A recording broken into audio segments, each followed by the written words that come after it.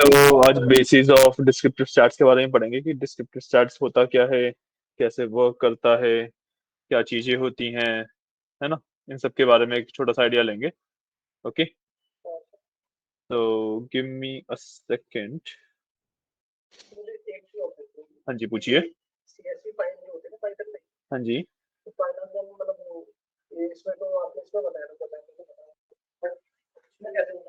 Same तरीके से, same folder में आप फाइल रखेंगे बस। सेम तरीके से आप उसी फोल्डर में फाइल रखेंगे अपनी, रन कर लेंगे।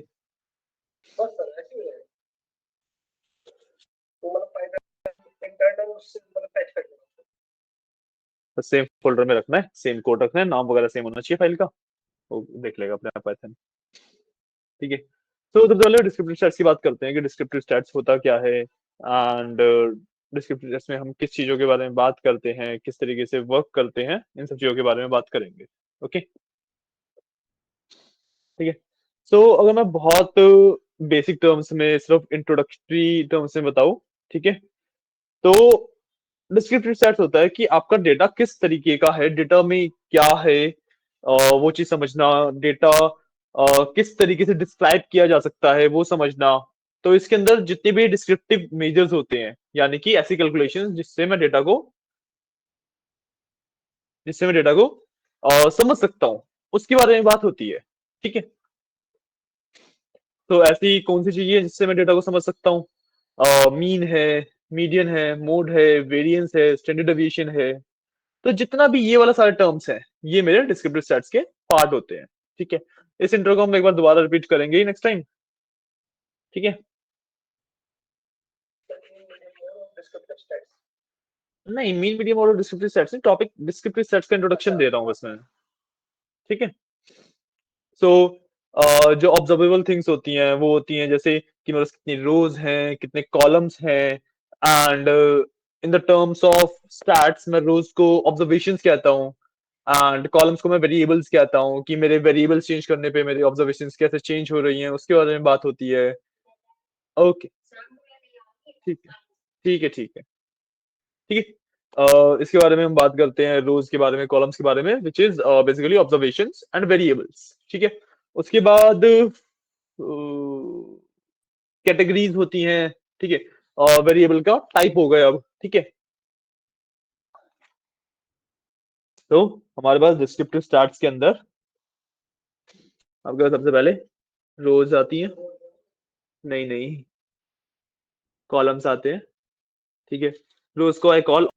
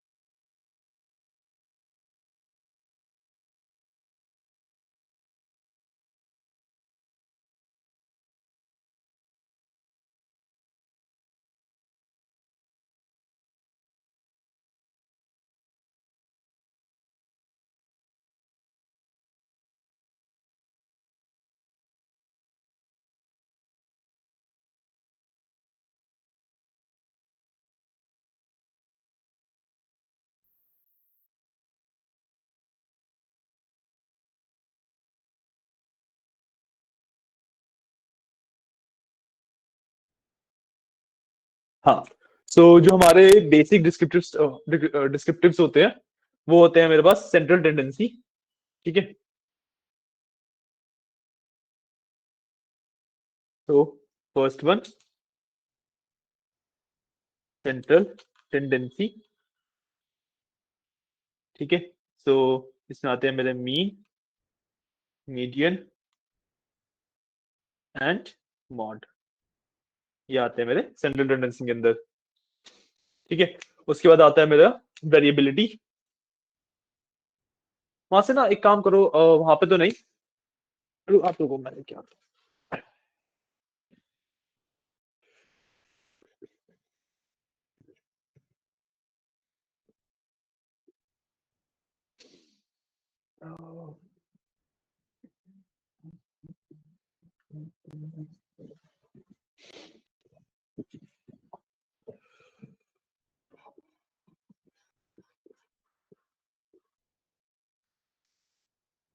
स्टूडेंट मार्कर कहाँ गया हमारा? वही तो डिस्टेंस मार्कर लेके आता हूँ मैं।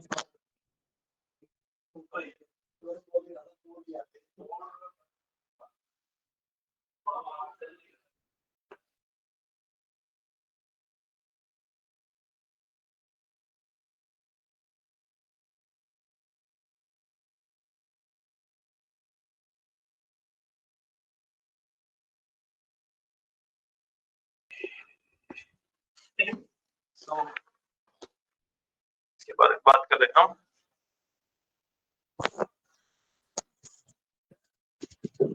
ठीक है, पहला मेरे पास आता है सेंट्रल टेंडेंसी।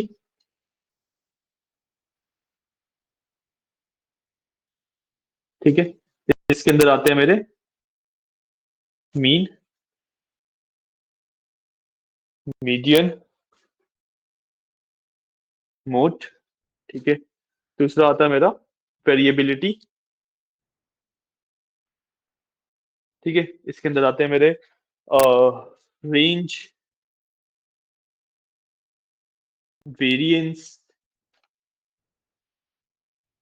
ठीक है, और स्टैंडर्ड डेविएशन। ठीक है, और इसके अंदर IQR भी आता है। IQR क्या होता है बाद में बताऊंगा। ठीक है, देन वेरिएबिलिटी के बाद के पास आएगा, हाँ इसके बाद आता है शेप ऑफ डिस्ट्रीब्यूशन।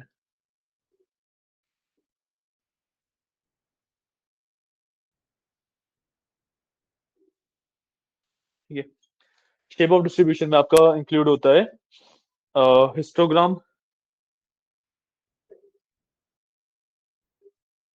ठीक है, क्यूनेस आता है आपका। ठीक है, और कर्टोसिस आता है। ठीक है, shape of distribution, IQR basically इसी वेरिएबिलिटी का पार्ट होता है, एक पैरामीटर है, एक स्टैट्स है। ठीक है, फिर आपके पास आता है वेरिएबल रिलेशनशिप्स,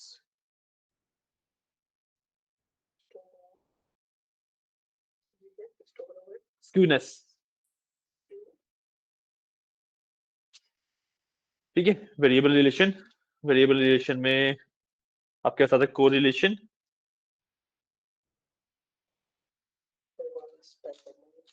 SKEWNESS।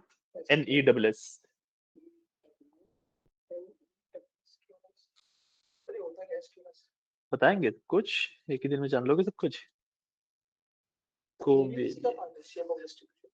हाँ, कर्टोसिस।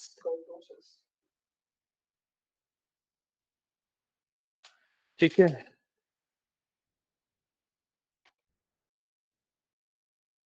और रिलेशनशिप हो गया।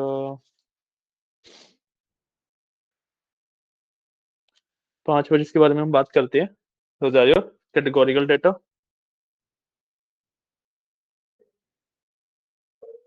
ठीक है,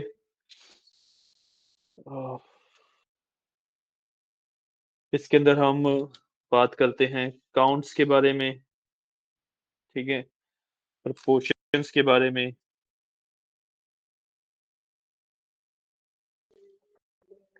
ठीक है, ग्रुप के बारे में, ग्रुप स्टैटिस्टिक्स के बारे में, ग्रुप कोवेरिएंस बात करते हुए ग्रुप स्टैट्स के बारे में, ठीक है। सिक्स्थ आता है आपके पास, आउटलायर्स आते हैं इसके बाद आपके पास,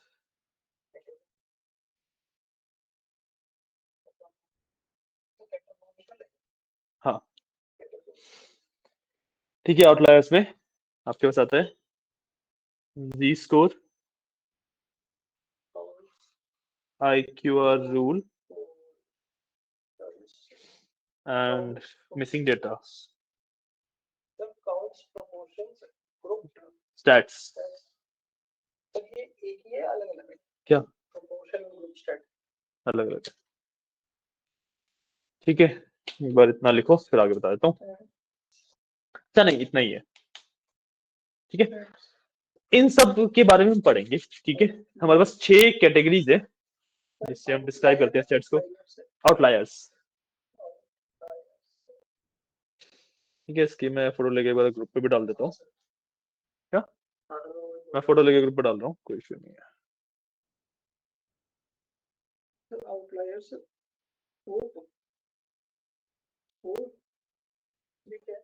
Z स्कोर, मतलब Z स्कोर बेसिकली,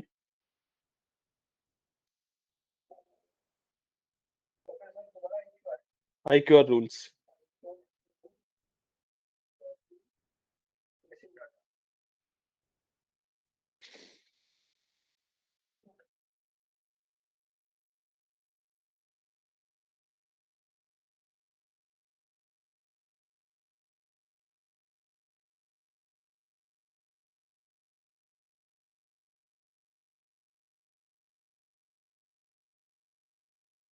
ठीक है। अब ये हमारे मेन टॉपिक्स होते हैं डिस्क्रिप्टिव स्टैट्स के बारे में, ठीक है। इन्हीं टॉपिक्स के बारे में बात करेंगे हर दिन। We will try to tackle one category, ठीक है। मंडे से हम स्टार्ट करेंगे, तो गोल इज 6 क्लासेस में हम इन कैटेगरीज को टैकल कर लें, but there is code and everything, so may be थोड़ा ज्यादा टाइम भी लग जाए। So we are taking around 8 classes, ठीक है। तो parts of descriptive stats, descriptive stats के ये अंदर ये सारी चीजें पढ़ी जाती हैं, टॉपिक्स हैं ये डिस्क्रिप्टिव स्टैट्स के, जो भी आपको डालना हो आप अपने हिसाब से डाल लो।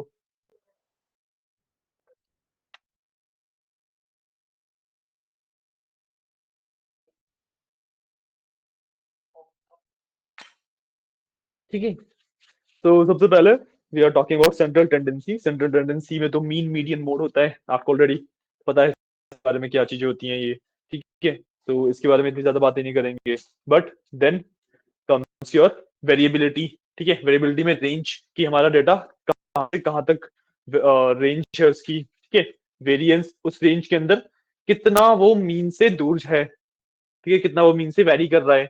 स्टैंडर्ड डेविएशन, मीन से किस एक डायरेक्शन में वो कितना वेरी कर रहा है। वेरिएंस बेसिकली दोनों डायरेक्शन को कवर करता है, स्टैंडर्ड डेविएशन सिंगल डायरेक्शन के लिए होता है। एंड देन हमारे पास IQR होता है। IQR इज की डेटा कितना ज्यादा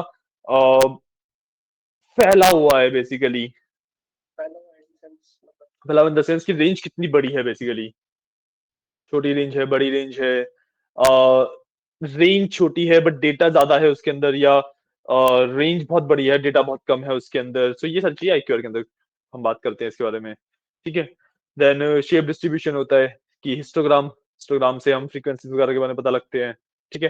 skewness is the direction of data, basically हमारा जो डेटा की डायरेक्शन है वो किस तरफ है, ठीक है। कर्टोसिस बेसिकली हमारा एक कैलकुलेशन का तरीका होता है जिससे हम डेटा की ही इंटीग्रिटी को चेक करते हैं, डेटा हमारे पास कितना सही है, उसका कितना, कैसे हम उसको मतलब कितने किस लेवल तक उससे प्रिडिक्शन वगैरह कर सकते हैं, इस बारे में बात करते हैं। सर एक बार ये तो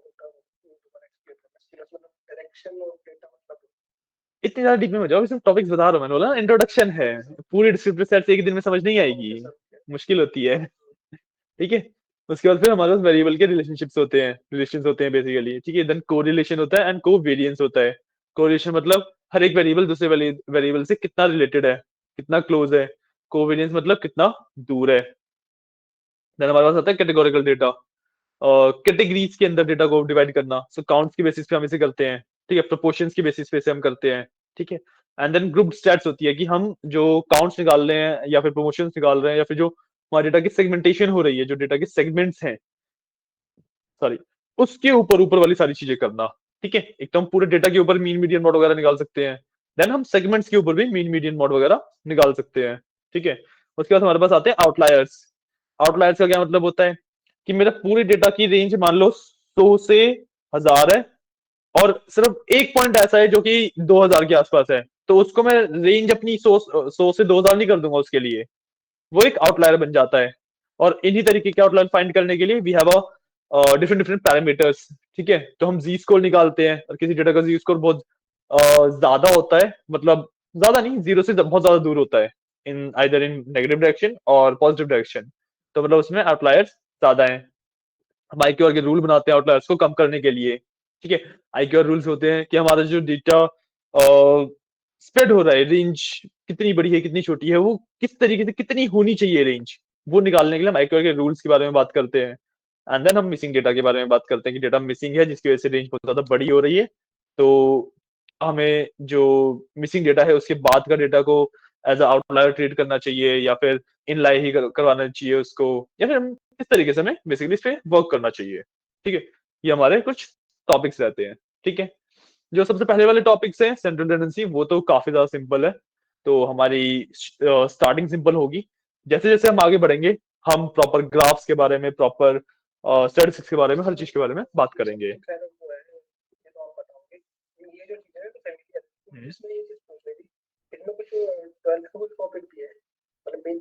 नहीं, मैंने पहले ही मना किया था ना कि मतलब 12th में से थोड़ा बहुत हो सकता है कहीं पे, मैं तुम्हें पहले ही पढ़ने के लिए मना किया था।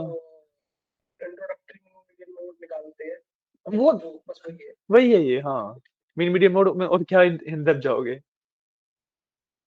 वही है, इसके फॉर्मूलाज वगैरह सिंपल से होते हैं। तो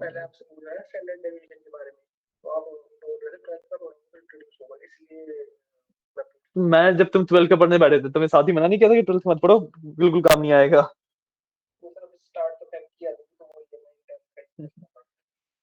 तो ये पढ़ने की नीड नहीं है एक्चुअली। जो 12th में बहुत सारी तुम बेफालतू की चीजें पढ़ते रहोगे, अपना दिमाग खराब करोगे, तुम्हें समझ नहीं आएगा कुछ भी। तो जो मैं यहाँ पे टॉपिक्स दे रहा हूँ, बेशक तुम उनके बारे में रिसर्च करो, उनके बारे में पढ़ो, that is how you study. Random चीजें नहीं पढ़ने बैठ जाओगे ना, ठीक है। ये मेरे पास पूरा टॉपिक्स की लिस्ट है जो हम डिस्क्रिप्टिव स्टार्ट के अंदर पढ़ते हैं, ठीक है। डिस्क्रिप्टिव स्टार्ट का मैंने बेसिक आपको मतलब बताया कि मैं अपने डेटा को ना डिस्क्राइब कर रहा हूँ इससे, सिर्फ अपने डेटा पे कुछ भी चेंजेस नहीं कर रहा हूँ, कुछ भी नहीं कर रहा हूँ, सिर्फ अपने डेटा की एक रिपोर्ट कह लो तैयार कर रहा हूँ, या फिर एक डिस्क्राइब कर रहा हूँ अपनी चीजों को, ठीक है। और जो ये सारी चीजें हैं, यही मेरे आगे जाके ML में, DL में काफी ज्यादा हेल्प करती हैं कि जब मेरे को अपना डेटा डिस्क्राइब करना होता है। बिकॉज ML के अंदर मैं मशीन लर्निंग का अपना एक मॉडल तभी तैयार कर पाऊंगा जब मेरे को मेरे डेटा के बारे में पता है, मैं डेटा को अपने अच्छे से जानता हूँ, राइट। तो ये descriptive stats is all about knowing your data, ठीक है। तो इन सब के बारे में पढ़ेंगे, ये बेसिक छोटा सा इंट्रोडक्शन था हमारे डिस्क्रिप्टिव स्टैट्स का, ठीक है। हम central tendency, mean median mode के बारे में मंडे से पढ़ना स्टार्ट कर देंगे, ठीक है। बहुत सिंपल सा टॉपिक है, और ये तो मंडे मंडे में खत्म हो जाएगा, ठीक है। आगे जैसे हम आगे आगे बढ़ेंगे, टॉपिक्स थोड़े थोड़े मुश्किल होते जाएंगे, एंड उसे एक एक दिन में खत्म करना मुश्किल हो जाता है, तो इस वजह से हम इसको 8 दिन का मान के चलते हैं, ठीक है। क्लियर है, ठीक है। आज के लिए इतना ही रखते हैं, ठीक है। छोटा सा बस इंट्रोडक्शन दिया डिस्क्रिप्टिव स्टैट्स का।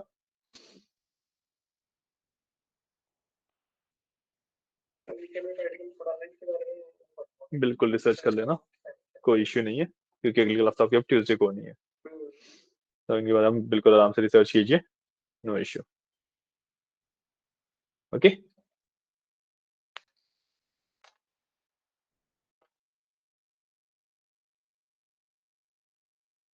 चलो आज की क्लास के लिए इतना ही, ओके, थैंक यू।